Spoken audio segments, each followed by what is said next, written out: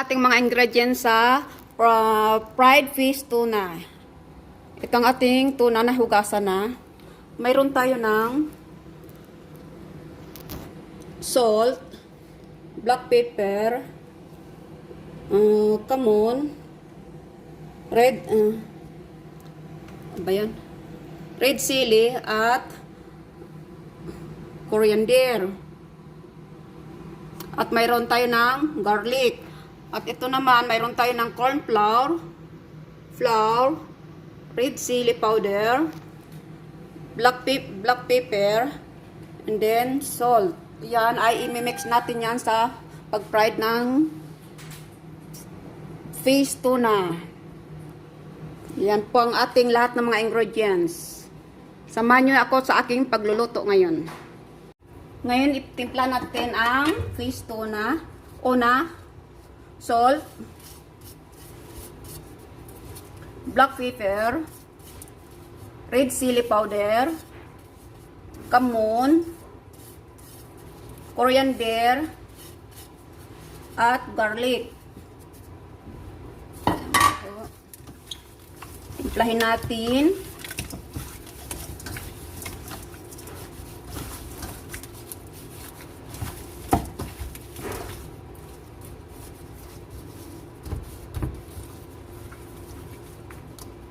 Hayaan muna natin ng mga 15 minutes para po mag-absorb ang ating mga ingredients sa ating isda.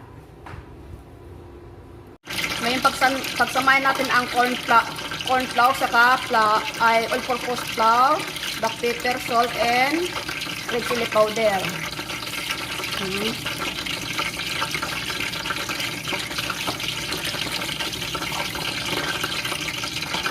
Yan, mix na natin. Ito na yung isda natin. Gano'n natin.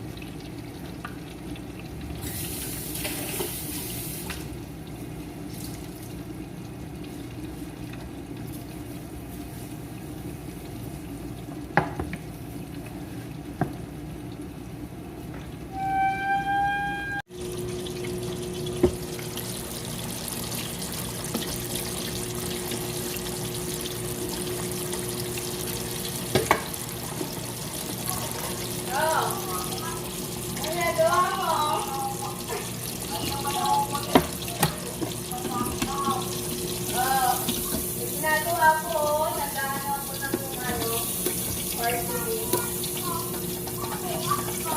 Ano yan, kape? Kape ka? Wala. Kape ka na, malaki ka na kang kape, sigara.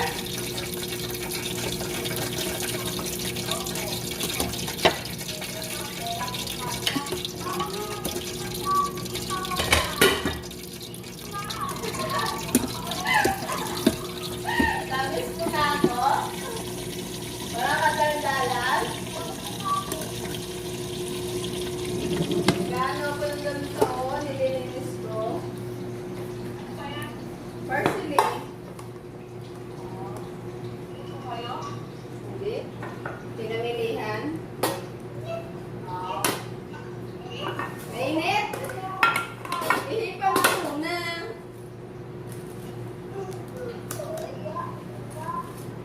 Tignan mo, luto yung isda si Tia, oh. Fish.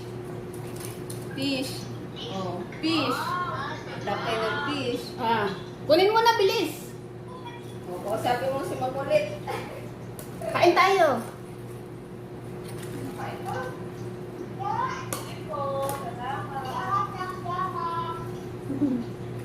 Kadal-dali, kahit gulol-gulol. Anong kinakain mo? Nagkakapi siya. Kape. Api na api.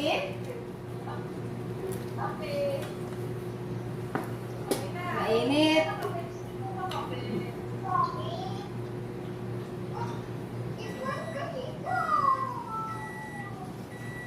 Kung saan ka? Sa dagat? Ay, sa ano? Sa dagat yan? Oo, nagkakape ka sa dagat. Aba.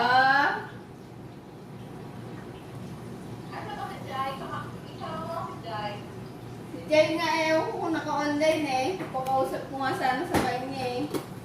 Kaya sa Makulit eh. Ayan, tapos ng ating tuna fish, ay fried fish tuna. Ready to serve. Nag-vlog si Tia oh. Oh. Inanin yung mga luto niya. Oh, YouTube daw! YouTube daw! Ito, kung nagustuhan niyo pong aking luto ngayon, please like and share and subscribe po. Thank you and God bless. Bye-bye. See you next video. More video. Like and share. And ay, mali na.